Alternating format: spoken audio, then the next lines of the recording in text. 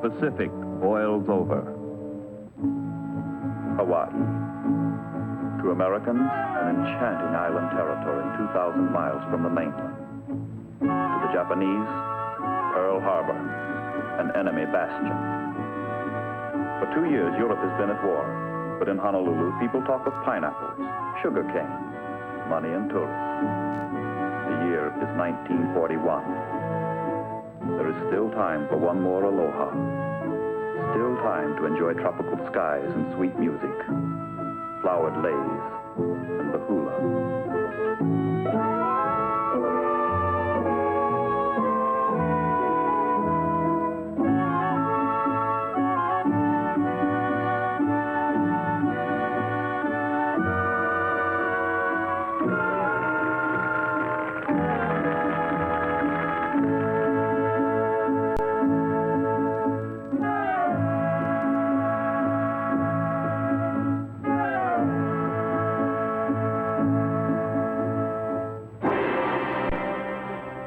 On another Pacific island, beyond the international dateline, events which will change the course of history are maturing with reckless rapidity. Tokyo, the brain of the Japanese Empire, looks brisk, efficient, modern, as is proper for the capital of the most thoroughly industrialized nation in the East. Simultaneously, two opposed levels of culture exist side by side, Oriental and Occidental. Social, economic, and religious ideas from an isolated past survive with superimposed industrial methods and Western ways. The face of Japan is baffling. A strange mixture of the very ancient with the brand new. But one face is familiar. The world has learned to recognize aggression. Japan is marching. Techniques she has learned so well from the West are harnessed into ideas cultivated in the East.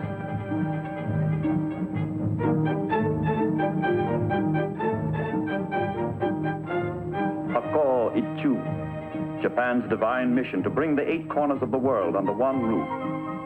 Bushido, the sacred code of the warrior, the glory of conquest. First, Japan conquered Manchuria. Later, she struck China. Incident after incident, victory after victory, forging her new empire, the greater East Asia co-prosperity sphere. The world is beginning to catch the ominous sound of a strange new word, Banzai. But behind bright banners and arrogant words, the Japanese high command ponders a dilemma. To realize the dreams of conquest, the war machine must have the oil of Southeast Asia. Japan has none. With the European powers locked in a war of survival, America's Pacific Fleet is the major obstacle to Japanese domination of Asia and the Pacific. The ruling militarists hatch a faithful plan to eliminate the obstacle. Sink the United States Navy.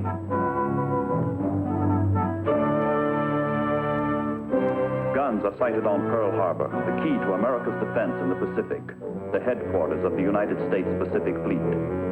Japan knows the attack she is planning means war. But if she sinks the principal striking force of the United States Navy, the prize is worth the risk. Such bold designs demand hard study and exact intelligence.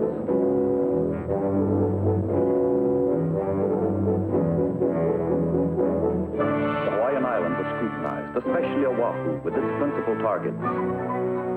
Honolulu, Pearl Harbor, the major airfields, installations of every kind, forts, naval bases, warehouses, dry docks.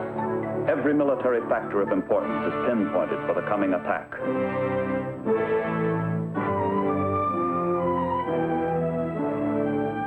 But the heart of the assault will center on Ford Island in the middle of Pearl Harbor, around which the American fleet is moored. Intelligence reports, main enemy force here, destroyers here, cruisers, converted target ship Utah, seaplane tender. There is little the Japanese do not know in advance. The Navy's finest pilots are picked to deliver the assault, which will be carried out entirely by carrier-based aircraft. Technically and emotionally, their indoctrination is as perfect as human ingenuity can make it.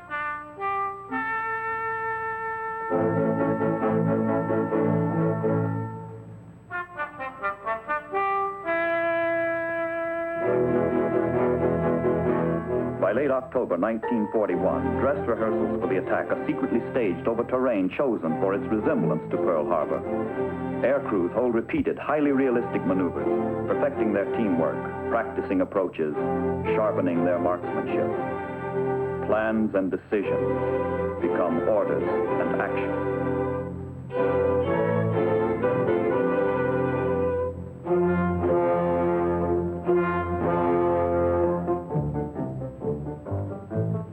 Events move with relentless precision toward their climax. In early November, Admiral Yamamoto, designer of the Pearl Harbor attack, orders his striking force to advance into Hawaiian waters and, upon the very opening of hostilities, attack the main force of the United States fleet.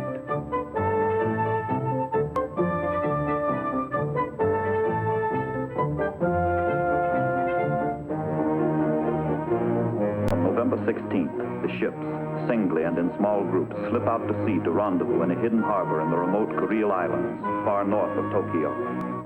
A week later, the Pearl Harbor striking force is assembled and weighs anchor for Hawaii, 4,000 miles and 12 days away. The task force maintains radio silence and travels a roundabout course off normal shipping lanes. Dirty weather and heavy seas help veil its progress.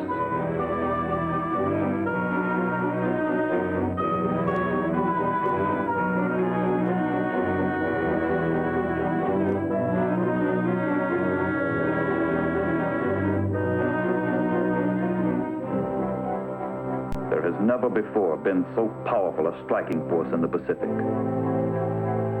2 vast battleships, 6 of Japan's newest and finest carriers, a screen of 8 destroyers, 3 cruisers and 3 submarines. Aboard the carriers are 40 torpedo bombers, 135 dive bombers, 104 horizontal bombers, and 81 strafing planes. A total of 360 aircraft. Preparing themselves for the attack, pilots pause at Shinto shrines to renew their dedication to the spirits of their ancestors.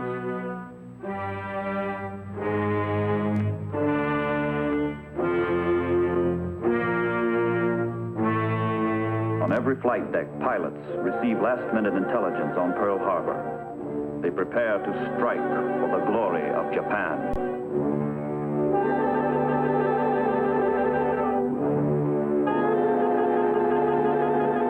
Admiral Nagumo, commander of the task force, delivers a final message from Imperial headquarters in Tokyo. Niitakayama, nobore. Climb Mount Niitaka. The code to attack.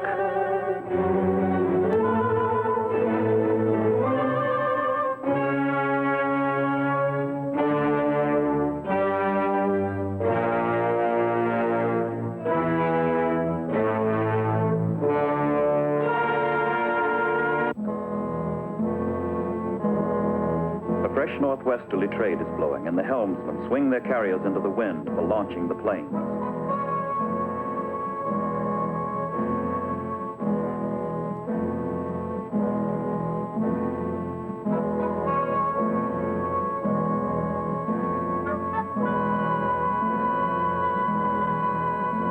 Latitude 26 degrees north, longitude 158 degrees west. The launching point. Pearl Harbor lies 275 miles to the south. It is 0600. It is X Day.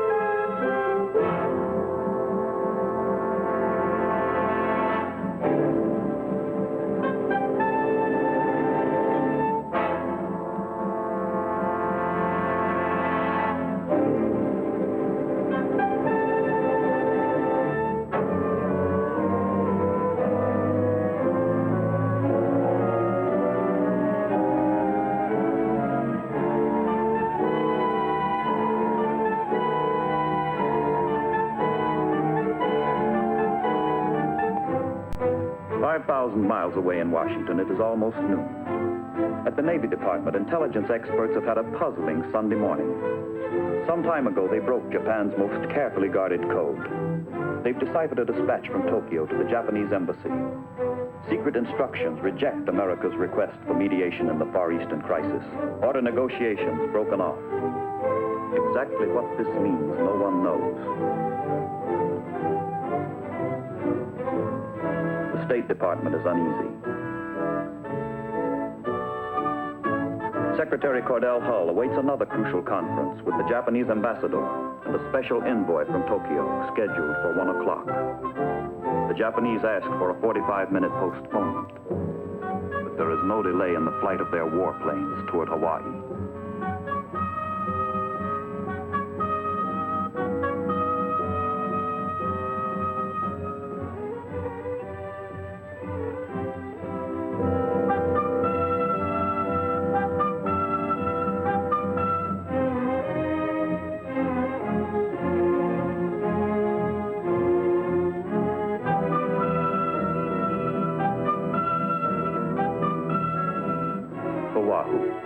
Sunny, relaxed, peaceful. Flying weather good, visibility clear. Slowly life begins to stir on the island.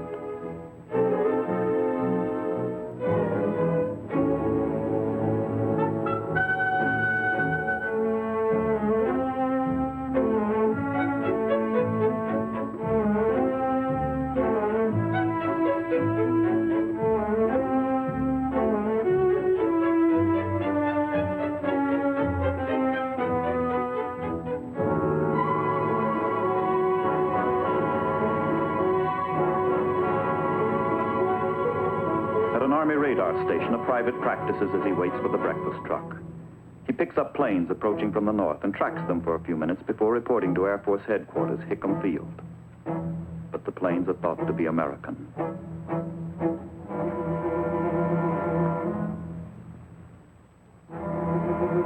Ten minutes to 8. December 7th, 1941.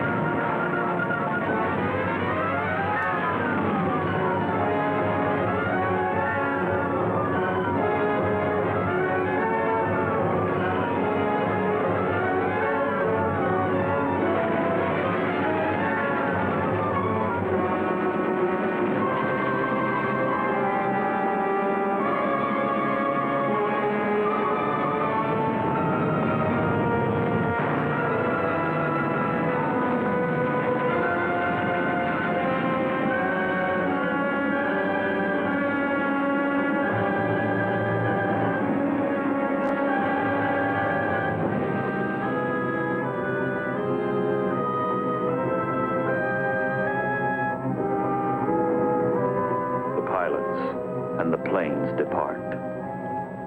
Never in modern history has a war begun with so smashing a victory. In 1 hour and 50 minutes, the Japanese have sunk or shattered 8 battleships. Oklahoma, West Virginia, Arizona, Nevada, California, Tennessee, Maryland, Pennsylvania.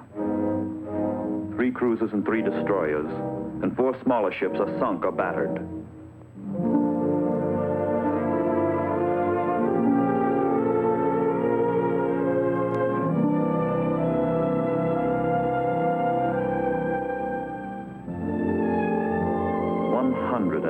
Planes and most of their hangars demolished.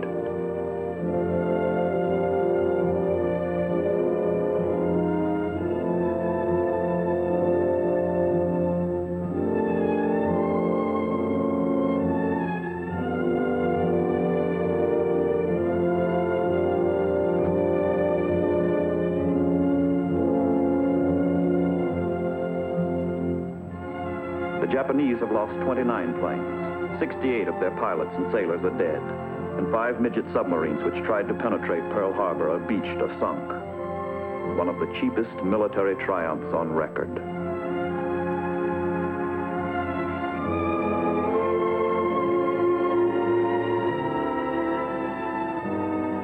Suffering, agony, death. 1,178 men wounded, 68 civilians dead, 109 Marines dead, 218 soldiers dead, 2,008 sailors dead.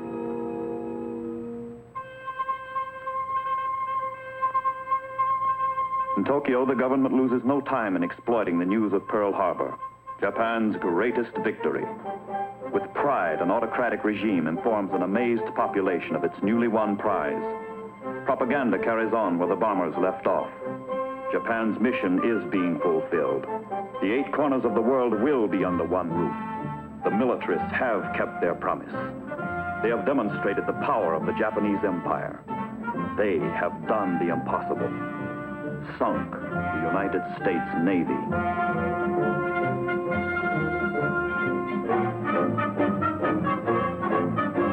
The head of their government, War Minister and Dictator Tojo, accepts a conqueror's laurels and rejoices with his subjects.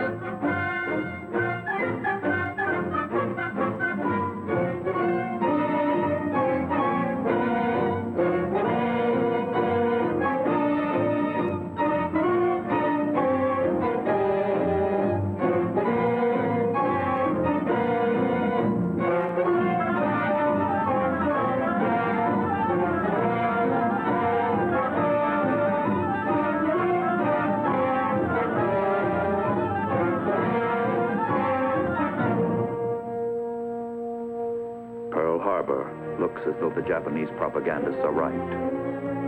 So it seems in the aftermath. But while the hulks are still hot from the attack, experts and technicians are being flown in from the mainland. The most extraordinary salvage job in history begins. Hidden in the havoc wrought by the new enemy are the seeds of a miracle. In the ruins, there is life.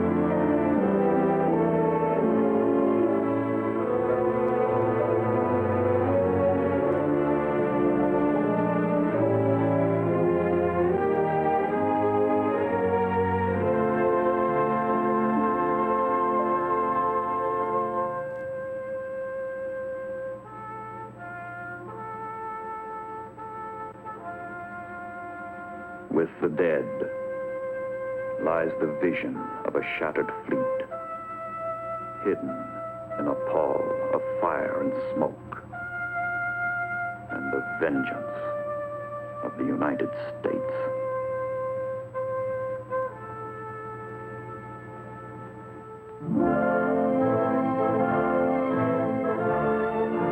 Dead ships sail again. The fleet has arisen.